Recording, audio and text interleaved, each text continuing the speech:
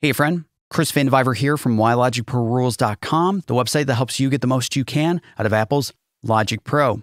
Given that it's the holiday season, I thought it'd be really fun to take a moment and share with you my wish list for the future of Logic Pro. Seems like the season for that. Obviously, Logic Pro has areas that could be improved or fixed. I mean, that's a given with any piece of software. But it's also cool to dream, like, what if Logic Pro could do anything for your music? What would you like it to do? In my opinion, Logic Pro has the opportunity to be all the things that all other DAWs simply can't be. Because Apple is unique in that it builds both the software and the hardware that Logic runs on. But to be clear, today's video is simply for fun. I've avoided the topic of feature requests in the past because I feel like it stirs up a lot of negative feelings about what Logic Pro doesn't have, and it's just as important to appreciate what it does have. Personally, I could never have dreamt up Drummer or Smart Tempo or the design of the sampler or drum synth, yet these things are awesome. But I do encourage you to share your dreams for Logic in the comments. Maybe if any of the folks at Apple that work on Logic, maybe they watch YouTube videos, maybe they read comments, and maybe they'll check out this video and pull out some cool ideas from what we've collectively have identified. Most of my wish list items are more focused on mixing, as that's what I tend to do the most of in Logic. But after identifying about 30 things I'd like to see in Logic, I whittled it down to my top 10. So without any further ado, here are my top 10 feature requests or ideas that I'd like to see implemented in Logic Pro in the near future. Number one, without a doubt, is the rest of the plugins and software instruments updated in terms of their GUIs or GUIs. I can say every time there's a Logic update, the first thing I look for is if any of the plugins have been updated so we have a streamlined, consistent experience in Logic visually. And the two that, for me, are most important would be the Multipressor and Delay Designer. Now, the Multipressor I do use, but it's very antiquated looking at this point. You know, it just feels not a part of Logic. It's not particularly comfortable to get into, just kind of intimidating. And Delay Designer I don't use much because I find this interface so uninviting to work with. So I just avoid it, and that's kind of a shame. For me personally, the Multipressor would be 100% better if it looked like FabFilter's Pro MB. So if we just take a listen or a look real quick, that to me should be the template for the Multipressor, and it should have a sidechain functionality as well. For Delay Designer, I think something like this plugin here, where you have a circular formation where you can adjust the different echoes and be able to pull on different aspects of the different echoes to adjust the pitch or transpose it or whatever. This to me makes way more sense to my brain. If an echo is closer to the center of the display, that means it doesn't take very much time to be heard, while further out means it takes more time. On the same note, I'd love to see all of the plugin GUIs available in Logic Remote. At its current iteration, it's mostly just a bunch of sliders. You get the channel EQ and the linear EQ with a visual display, which is pretty cool. But something like the multimeter would be awesome to have on a separate display like an iPad, always up and available. So, you can keep track of what's going on in your project. Same thing for like Space Designer. It's just a series of sliders. It'd be so cool to have it fully accessible visually to adjust the controls and play with it. Also on the plugin front, I love to see the latency removed from the pitch correction plugin. And this obviously needs to be updated in terms of visuals, feels inconsistent with the rest of Logic. But if we hover our mouse right over the pitch correction plugin, we can see it introduces 46 milliseconds of latency. For those of us who are working in pop or hip hop, or even just rock-based stuff, where maybe you just want to touch a pitch correction to help the vocalist feel, comfortable while they're performing, or you're looking for that hard quantized type of pitch correction, that's very much a performance art as well. And just the amount of latency this introduces, it can't be used in real-time recording. Number 2 on my list is true auto gain for all of the EQs, compressors, and limiters. Any sort of EQ or compression or limiting change that you make to your tracks causes this constant change or instability in the track's volume, which we have to compensate for again and again. And I think that these slight volume changes mess with our perception more than anyone would care to admit. So I like an auto gain function for all of the EQs, compressor, and limiter to avoid gain staging. Something like the FabFilter Pro Q3 here allows for auto gain. So you just click on the A icon here, and now any adjustment we make with the EQ, the level stays the same no matter what.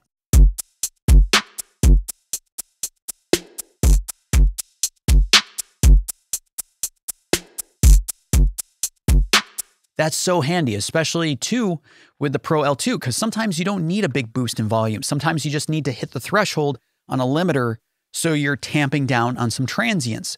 So if we go down here, we set this 1-to-1 button. Watch as I drive up the volume.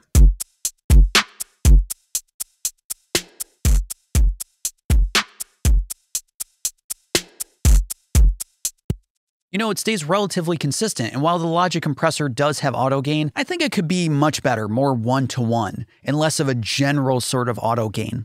Number 3 is an adaptive or dynamic EQ with sidechain capabilities. Dynamic EQ is something I rely on, and I feel like it's the one thing that's missing from the Logic plugin folder. Sometimes a vocal track or whatever track will be, muddy or honky or too brittle or too bright, but only at specific moments in time. Not all the time. So if you just use like the channel EQ and you just reduce the high end the whole time, it's kind of a blunt tool for adjusting something that only occurs once in a while. So instead, I like to use something like the FabFilter Pro Q3 for dynamic EQ. So I'll introduce this and then we'll clamp it down on like the kick drum or the hi-hat.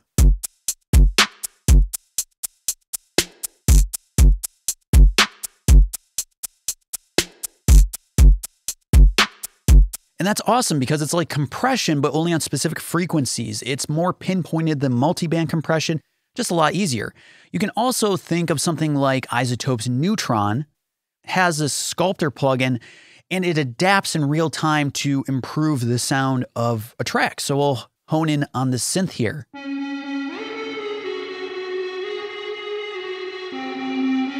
So it's adapting, if I bypass it,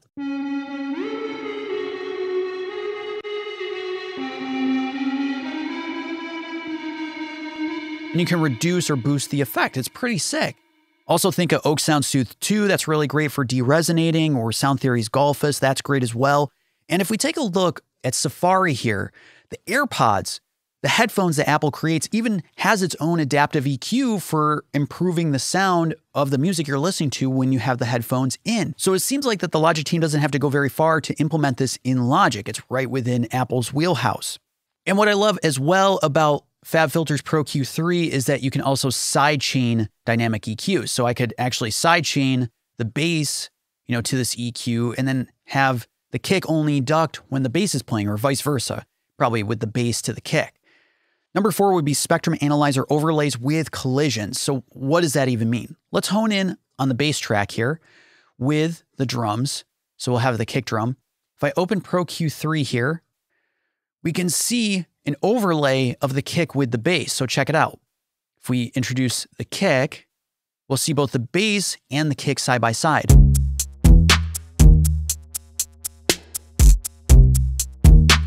And this red section tells us that that's where the bass and the kick are fighting for attention. There's a collision going on. So in that case, I could just introduce some dynamic EQ and tuck it where the kick and the bass are fighting.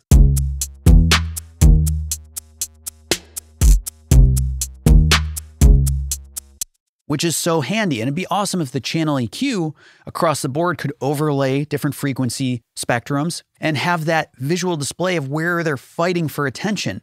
Or it'd be cool if the new adaptive EQ or dynamic EQ had this feature. So they all talk to each other across the project and help us further fine-tune our projects and craft space for the different instrument elements. Number 5 is an updated export system. Now the Logic export system is quite robust, but it's a bit confusing and requires a lot of experience and care of details to export effectively. For example, if you want to export an auxiliary channel strip, you actually have to introduce it to the main tracks area in the project, select it, and select any other tracks you want to export, and then go up to File, Export, and these 3 tracks. But we also have to be concerned with track stacks and the tracks within the track stacks and multi-output instruments, and there's just so much to consider. And I have to say, one DAW that I think does a really good job with this is Studio One, where it has a checklist of all the audio tracks, software instrument tracks, auxiliary channel strips, and you just say which ones you want to include. This, I think, is very classy, and I would love it to be in Logic, adapted in this way so it's more straightforward, easier for the user to export. Number 6 is a real-time remote collaboration system within Logic. I mean, given the past year of 2020, it's been a crazy year, and I think without a doubt, remote collaboration is a major need for many creatives. And since Apple already has FaceTime, Messages, and iCloud, it just seems like these could be combined and integrated better into Logic Pro. And in fact, if we take a look at Safari, Cubase has its own system. It's called VST Connect, and it's exactly that. We can see there's a visual display of, the two artists working together. You can even pipe audio tracks, software instrument tracks from your friend's side to your end in Cubase. And it's like Apple already has these technologies. They should definitely be integrated for remote capabilities. Number 7 is smart session players for brass, strings, piano, bass, full orchestral sections. I mean, whatever you can think of. Just think drummer, but for other instrument types. And it'd be super cool if these different session players could analyze the existing audio or instruments in the project, identify what the scale of the project is. So it says like, okay, this is in D sharp major, minor, or whatever. And then identify, okay, should be playing this or that for this type of performance. And be cool if it would be solo brass instruments or entire sections, or solo string instruments or entire sections, bass players for rock or hip hop. And in fact, again, if we take a look, the Music Memos app, which is actually going to be retired, it's going to be no longer supported in March of 2021, but it has a bass player built into it. So it seems that Apple has this technology in mind. It'd be super cool to see this implemented in Logic. Of course, this gives the feeling that we're not actually writing our own music anymore, but I think it opens up a lot of creative opportunity. And for something like bass, like I play bass, I know how to play bass, so it's not a huge need for me. But brass and strings, I have an idea, but do I have an in-depth understanding of those instruments? Not really. So it'd be so cool or helpful to get my idea moving forward, and then I can fine-tune from there with a little help from smart session players. Number 8 is a targeted or smart metering system.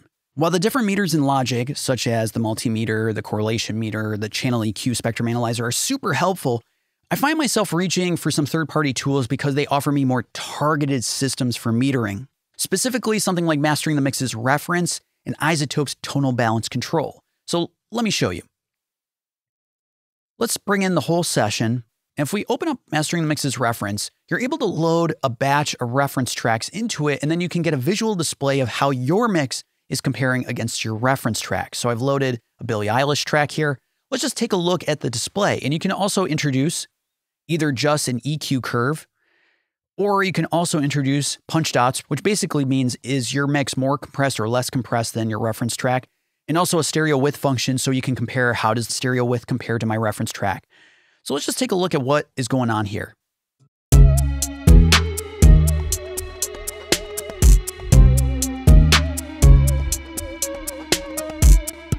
Cool. So we can see that in the upper end, my mix is quite a bit brighter than this Billie Eilish track. That to me is so helpful. But one step better, in my opinion, is iZotope's tonal balance control. I actually prefer this display a lot more. So you can pick targets that they've identified for different styles of music by analyzing all sorts of tracks, like bass heavy, or jazz, or rock, or R&B. Or you can load your own batch of reference tracks, and then tonal balance control will create a range based on those references. So it's specifying for the type of music you have in your head or that you're trying to achieve similar tonality with. And if we take a look,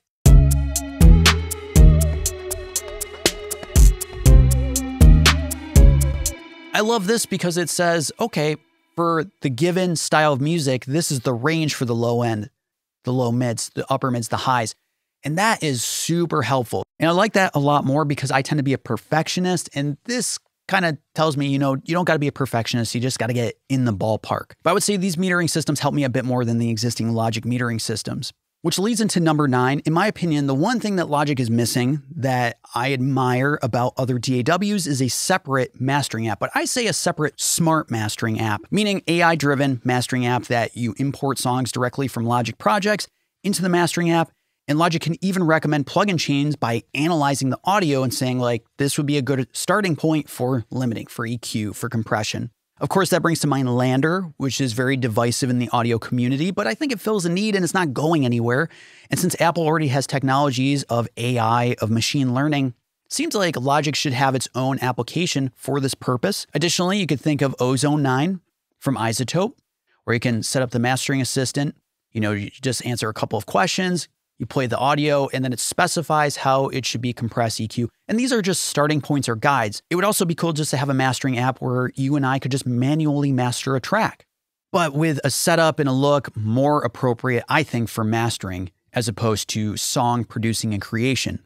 And number 10, this is going more into the sci-fi territory, spatial awareness, or some of the new Apple speaker and headphone technologies.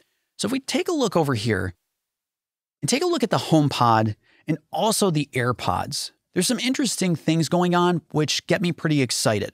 If we just play this for a moment, the HomePod is a speaker that when you set it down in its space, the first thing it does is it analyzes the space that it's in so it can tune the speaker to the space. And that, to me, sounds exactly like SonarWorks' reference, which is a tool to tune your monitors to your space so you have a flatter presentation, because the room that we sit in is one of the biggest hurdles to us achieving great sounding mixes or productions, because they color what we think we're hearing.